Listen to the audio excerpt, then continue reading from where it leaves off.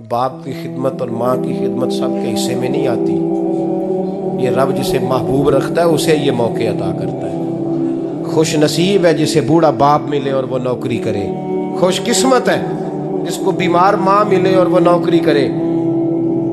حضرت ابو ہریرہ فرماتے میری اماں بوڑھی تھیں تو ان کا معدہ کمزور ہو گیا تھا تو میں اٹھا کے پخانہ پیشاب کرتا تھا تو کئی دفعہ میرے اوپر کر دیتی تھی. حضرت ابن جوزی علیہ رحمہ نے اس کو لکھا ہے. فرماتے ہیں میرے دل میں خیال آتا تھا کہ میں بڑا خدمت گزار ہوں اپنی ماں کا. ایک دن میں حضرت عمر کے پاس بیٹھا تھا ان کے دور خلافت میں تو ایک شخص آ گیا. اس شخص نے آ کر کے کہا کہ حضرت عمر سے حضور ایک مسئلہ پوچھنا ہے. فرمایا پوچھو.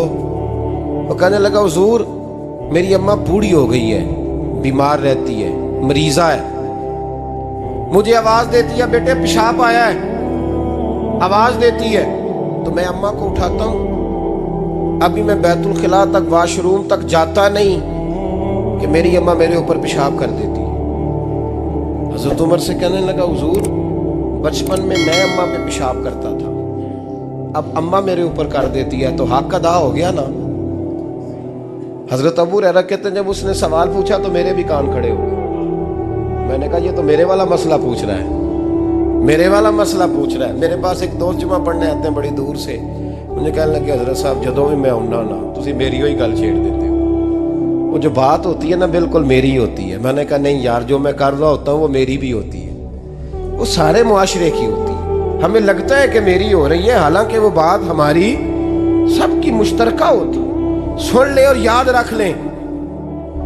حضرت ابو ہریرہ فرماتے میرے کان کھڑے ہو گئے. میں نے کہا اس نے تو میری بات پوچھنی شروع کر دی.